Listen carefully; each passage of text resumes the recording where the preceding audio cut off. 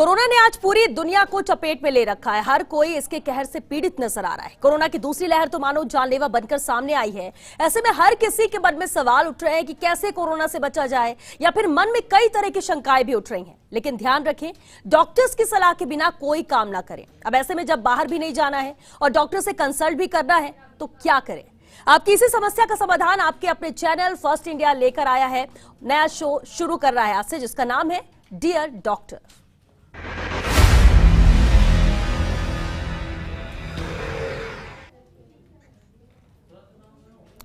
Dear doctor एक ऐसा show जो आपको घर बैठे प्रदेश के मशहूर डॉक्टर से रूबरू करवाएगा। अब आप सोच रहे होंगे कि आप कैसे हमारे साथ बैठे डॉक्टर से बात कर सकें, तो आपको एक छोटा सा काम करना है, और वो ये है कि आपको deardoctorfirst@gmail.com पर अपना सवाल, नाम और जगह लिखकर भेजना है। आपके हर सवाल को हम डॉक्टर से पूछेंगे ताकि आपके मन की हर शंका या सवाल का जवाब मिल सके। तो शुरू करते हैं आज का सिलसिला। और आज जबकि हम शो की शुरुआत कर रहे हैं, और आज हमारे पहले मेहमान एसएमएस मेडिकल कॉलेज के प्रिंसिपल डॉक्टर सुधीर भंडारी जी हैं, हमारे साथ जुड़ चुके हैं। डॉक्टर सुधीर, बहुत स्वागत है सर आपका। इस कोविड काल में लगातार आपसे चर्चा हुई, इंतजामों को लेकर हो, व्यवस्थाओं को लेकर हो, लेकिन आज जो हम बात कर रहे हैं आम जन की बात कर रहे हैं। अस्पतालों में कैसी पैनिक सिचुएशन है वो आप बेहतर समझ रहे हैं, और हम भी तस्वीरें वो दिखा रहे हैं। लेकिन ऐसी स्थिति क्यों आ रही है, क्या आम लोगों को करना चाहिए, वो जरूर आपसे समझना चाहेंगे। जब सिचुएशन ये आ जाए कि ऑक्सीजन लेवल गिर रहा है, लोग पैनिक हो रहे हैं, या नॉर्मल से थोड़ा कम भी है तो भी लोग हॉस्पिटल पहुंच रहे हैं, क्या करना चाहिए उन्हें? आप क्या सजेस्ट करेंगे?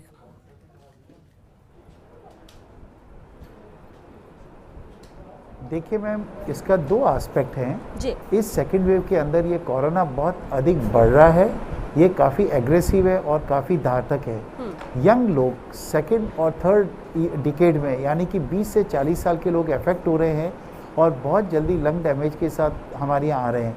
सेकेंड वेव के अंदर ऑक्सीजन रिक्वायरमेंट बहुत अधिक है और जिसके कारण बहुत अधिक मात्रा में आ रहे हैं। राजस्थान एक उन प्रदेशों में से है जहाँ पे हमारा infrastructure one of the best in country है। हमारा जो फ्लैगशिप हॉस्पिटल्स है, आईसीयूज़ है, वार्ड्स है, आप देखिए कि हमारे स्ट्रॉन्ग इंफ्रास्ट्रक्चर की पता तो इससे लग जाता है कि प्रतिदिन हमारे यहाँ पे 40 से 50 पेशेंट्स यूपी, नोएडा, दिल्ली और नियर बाय स्टेट से आ सकते हैं। आप देखिए constant ambulances Gurgaon, Delhi, UP, Noida, Lucknow, Varanasi से जयपुर में आ रही है। हमारा कितना भी अच्छा रॉबस्ट इंफ्रास्ट्रक्चर हो, हमारा अकेला फ्लैगशिप हॉस्पिटल RUHS है जिसकी क्षमता 1200 बेड्स है, 300 बेडेड ICU है।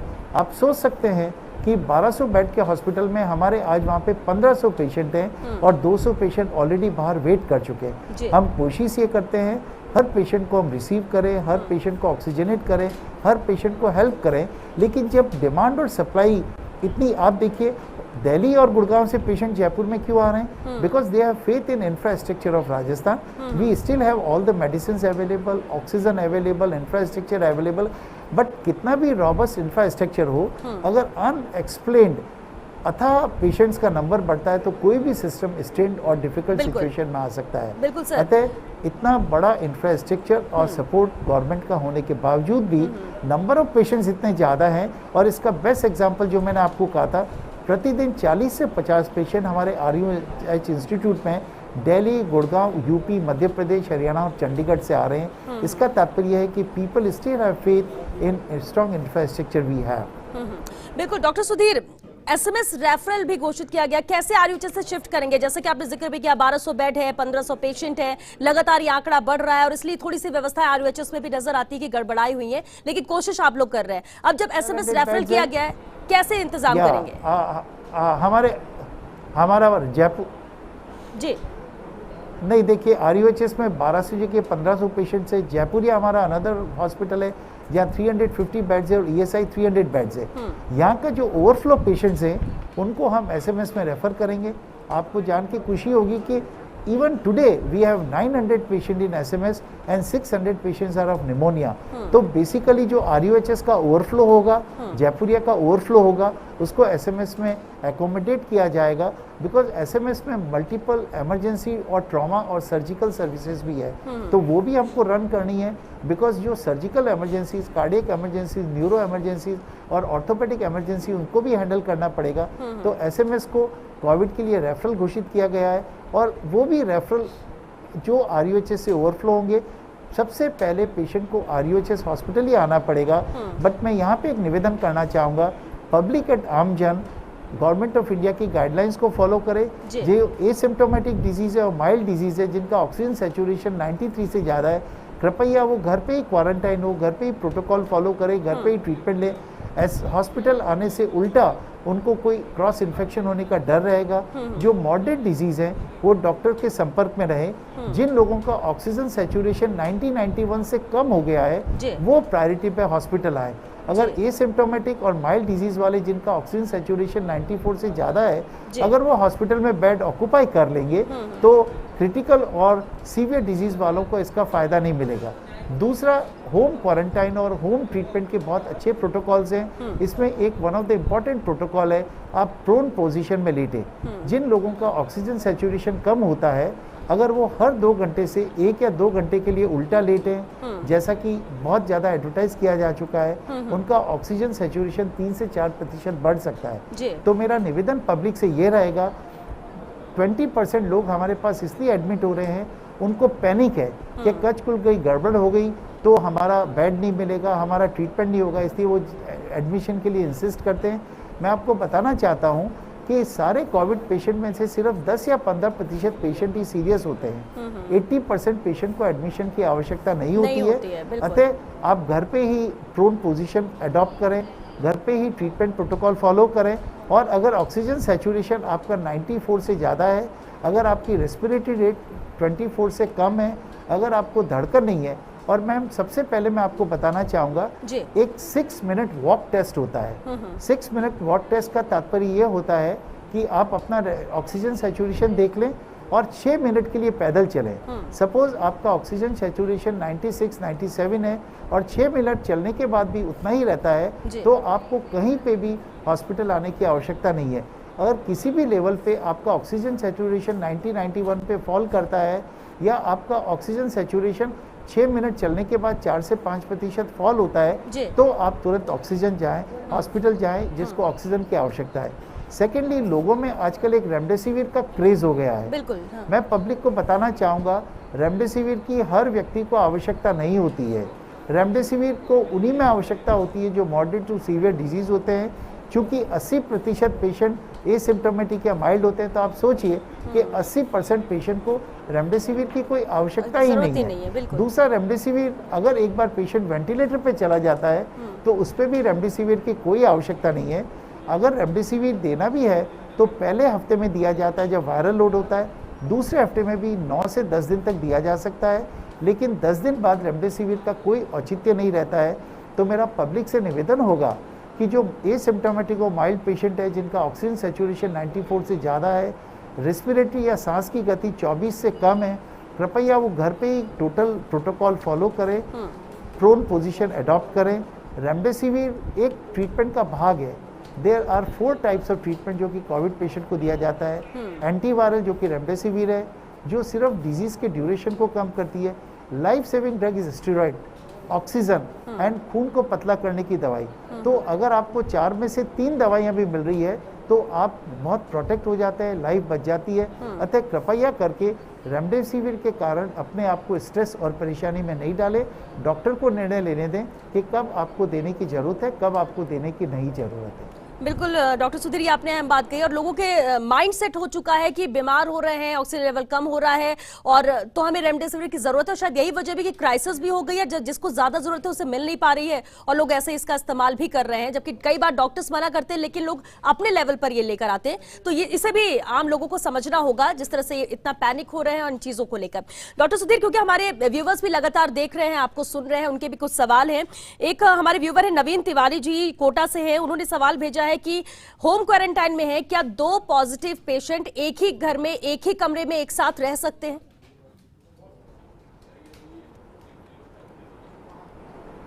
यस, 2 पॉजिटिव सेफली साथ रह सकते हैं और वो बाकी फैमिली मेंबर से मिक्स नहीं करें, अपने आप को आइसोलेट करें और मास्क लगा के रखें। कोविड पॉजिटिव पैसे साथ रह सकते हैं। बिल्कुल। और इन्हीं का नवीन तिवारी जी का ही सवाल एक और है कि उनके बेटे को कोरोना पॉजिटिव हुआ, HRCT उन्होंने कराया जिसका स्कोर 25 में 4 आया है, 15 साल उसकी उम्र है। क्या उसे फेबिफ्लू 400 mg दिया जा सकता है या नहीं देना चाहिए?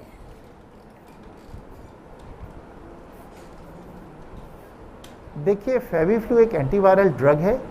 ये अच्छी ड्रग है, लेकिन ये अप्रूव ड्रग नहीं है। किसी भी नेशनल और इंटरनेशनल प्रोटोकॉल में कोविड ट्रीटमेंट में फेविफ्लू को रिकमेंड नहीं किया गया है, बट बहुत डॉक्टर्स यूज़ कर रहे हैं। तो अगर आपको प्रिस्क्राइब की गई है तो यूज़ कर सकते हैं, but FabiFlu is not a part of the standard protocol for mild and moderate और एसिम्प्टोमेटिक पेशेंट्स। जी, लोकेश कुमार जी हैं बूंदी से। डॉक्टर सुधीर, इनका कहना है कि इनिशियल सिम्टम कोविड-19 के हैं क्या, वो समझना चाह रहे हैं, क्योंकि आइडेंटिफाई नहीं हो रहा है। जो सिम्टम्स होते हैं वो नॉर्मल सिम्टम्स होते हैं, फीवर, कोल्ड होता है। ऐसे में हम कैसे समझे कि नहीं ये सिम्टम्स कोरोना के हैं और हमें क्या उसके लिए करना चाहिए?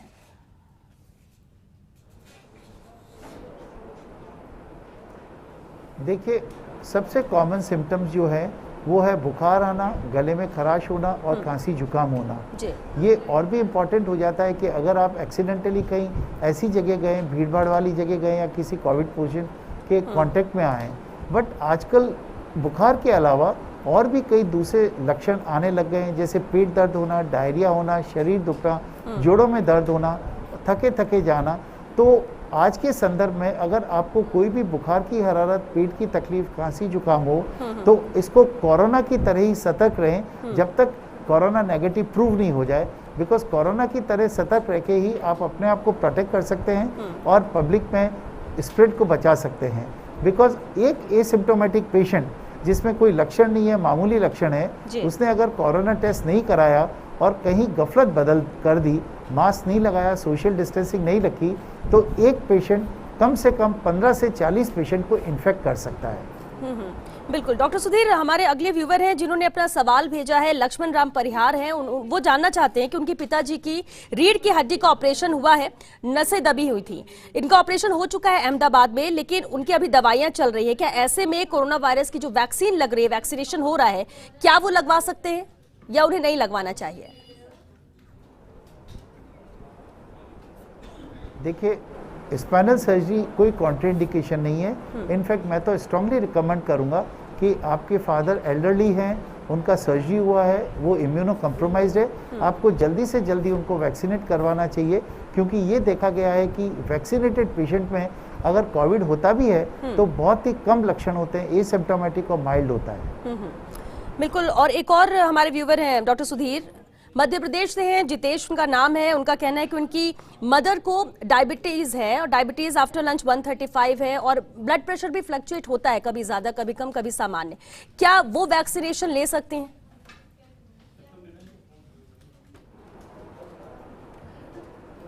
सेफली ले सकते हैं। डायबिटीज और ब्लड प्रेशर के हर मरीज को वैक्सीनेशन लेना चाहिए, ये कोई कॉन्ट्राइंडिकेशन नहीं है। बिल्कुल, यानी कि किसी भी डायबिटिक पेशेंट के लिए नहीं, क्योंकि ये ज्यादातर सवाल ऐसे आए हैं कि क्या डायबिटीज जिनको इंसुलिन लग रहा है या हैवी उनका डायबिटिक रेंज पहुंच जाता है, ऐसे में कहीं इंजेक्ट होने से कुछ और दिक्कतें तो नहीं आएंगी, तो वो निश्चिंत रहे सर? सेफ और इन लोगों के लिए और भी जरूरी है, निश्चित होकर लीजिए आप। बिल्कुल। और थायराइड होने पर भी क्या वैक्सीनेशन लिया जा सकता है? सुशील वर्मा का ये सवाल है। आप जरूर लीजिए और लेना चाहिए। जी डॉक्टर सुधीर, एक और अहम बात है, देखिए अभी आपने बताया कि ऑक्सीजन लेवल डाउन हो और वो भी 90-91 हो, इसके बाद ही हॉस्पिटल में पहुंचना चाहिए। घर में भी होम आइसोलेशन पर लोग हैं, अगर एक कोई व्यक्ति है और ये वाला जो सेकंड म्यूटेंट है आया है, सेकंड वेव है, ज्यादा खतरनाक है, एयर टू एयर ट्रांसमिशन होता है, ऐसा कहा भी जा रहा है। एक ही परिवार में, एक घर में, एक कमरे में अगर कोई आइसोलेट है, बाकी सब नॉर्मल रह रहे हैं, उससे वो इन्फेक्ट तो नहीं होंगे या कुछ और ज्यादा एहतियात रखने की जरूरत है इस सेकेंड वेव के लिए? देखिए, अगर आप ये नहीं, अभी एक नया कॉन्सेप्ट आया है। पहले तो ये था कि ड्रॉपलेट के द्वारा फैलता है एक आदमी के संपर्क में आने से, बट अभी नया कॉन्सेप्ट आया है हमारे इंटरनेशनल जर्नल जो कि लैंसेट एक वर्ल्ड का बेस्ट जर्नल है, उसमें ये कॉन्सेप्ट आया है कि ये वायरस अब एयरबॉर्न हो गया है। एयरबॉर्न मतलब जहाँ पे भी भीड़ भाड़ की जगह होगी, सेंट्रल एयर कंडीशन होगा, ये हवा में वायरस पाया गया है। तो अगर एक घर में 1 या 2 पेशेंट कोविड पॉजिटिव हैं, वो अलग से रह रहे हैं, तो बाकी जो नॉन कोविड पेशेंट है उनको भी और कोविड पेशेंट को भी मास्क लगाना है। बिकॉज जब से एरियल कॉन्टैक्ट का कॉन्सेप्ट आया है, इवन घर में भी मास्क रिकमेंड किया जा रहा है, और खासकर अगर कोविड पॉजिटिव पेशेंट घर में ही क्वारंटाइंड है तो उनको और बाकी लोगों को घर में भी मास्क पहनना चाहिए। बिल्कुल, यानी घर में भी इस तरह के एहतियात बरतने की अब जरूरत यहाँ पर पड़ रही है। लेकिन मेडिसिन को लेकर बात होती है डॉक्टर सुधीर, चलिए होम आइसोलेशन में है, ज्यादातर ये कहा जा रहा है एहतियात बरती है, हर किसी को हॉस्पिटल पहुंचने की जरूरत नहीं है, ऐसे में सीरियस पेशेंट को हॉस्पिटल में ट्रीटमेंट मिल सकेगा, जो होम आइसोलेशन में रहेंगे वो उस प्रोटोकॉल को फॉलो करें। लेकिन कई बार देखने को मिलता है कि लोगों के मेंटली वो बहुत ज्यादा हिट कर रही है कोरोना जैसी डिजीज। आप ठीक रहते हो लेकिन आप किसी का सुनते हो, वो घर पे भी है, आपको भी वैसा महसूस होने लगता है कि शायद मुझे भी सांस में दिक्कत हो रही है, शायद मुझे भी फीवर सा लग रहा है। ये जो माइंडसेट हो रहा है और ज्यादातर लोग इस चीज से जूझ रहे हैं अभी के वक्त में, क्या करना चाहिए उन्हें?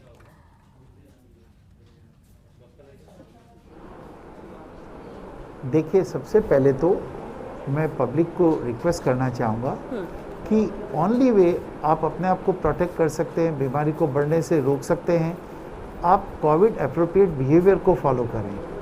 आप मास्क के बिना बिल्कुल भी मूव नहीं करें और सोशल डिस्टेंसिंग रखें, अपने आप को प्रोटेक्ट कर सकते हैं। दूसरा, जो लोग अपने आप को प्रोटेक्ट करके रखते हैं और जिन्होंने अपने आप को वैक्सीनेट करवा लिया, वो ऑलरेडी सेफ हो जाते हैं, बिकॉज वैक्सीनेशन के बाद अगर कोविड हो भी जाता है, वैक्सीनेशन आपको डेथ और क्रिटिकल डिजीज से प्रोटेक्ट करता है। वैक्सीनेशन आपको माइल्ड डिजीज़ और एसिम्प्टोमेटिक डिजीज से प्रोटेक्ट नहीं करता है। तो आप प्रोटेक्ट हो जाते हैं, तो आप कोई चिंता नहीं करें। पीपल को ये ध्यान रखें कि जैसे भी अगर आप होम क्वारंटाइन में घर पे रह गए हैं, कोई भी लक्षण होते हैं, in spite of prone position, in spite of breathing exercises, अगर आपका ऑक्सीजन सैचुरेशन 90 से कम आता है या 6 मिनट वॉक के बाद 4 से 5% फॉल होता है, तो आपको हॉस्पिटल जाना चाहिए और हॉस्पिटल में आपको डॉक्टर का एडिक्वेट और प्रॉपर ट्रीटमेंट लेना चाहिए। घर पे रह के आपको मॉनिटरिंग का तरीका डॉक्टर्स बताएंगे, बट सबसे इम्पॉर्टेंट है अपना ऑक्सीजन सैचुरेशन मेंटेन करते रहें। अगर वो फॉल होता है तो इमीडिएटली हॉस्पिटल में रिपोर्ट कर सकते हैं, और अगर आप प्रोटोकॉल फॉलो कर रहे हैं, ऑक्सीजन मेंटेन रहता है, तो मैं नहीं सोचता कि आपको किसी भी तरह की कोई चिंता करने की बात है, और आप बिल्कुल भी स्ट्रेस और टेंशन नहीं रखें। बट आजकल जो न्यूज़पेपर्स में आ रहा है, जो डेथ के आंकड़े आ रहे हैं, सफरिंग के आंकड़े आ रहे हैं, वो एक तरह का साइकोलॉजिकल स्ट्रेस और स्ट्रेन पैदा कर देते हैं। बट मैं पब्लिक को ये कहना चाहूँगा, आप खुश रहें, न्यूट्रिटिव फूड लें, अर्लीस्ट लक्षण आने के ऊपर डॉक्टर से संपर्क करें। अगर आपको लक्षण है और RT-PCR नेगेटिव भी है, तो अपने आप को नेग्लेक्ट नहीं करें। 30 to 40% केसेस में कोविड के लक्षण वाले RT-PCR नेगेटिव हो सकता है।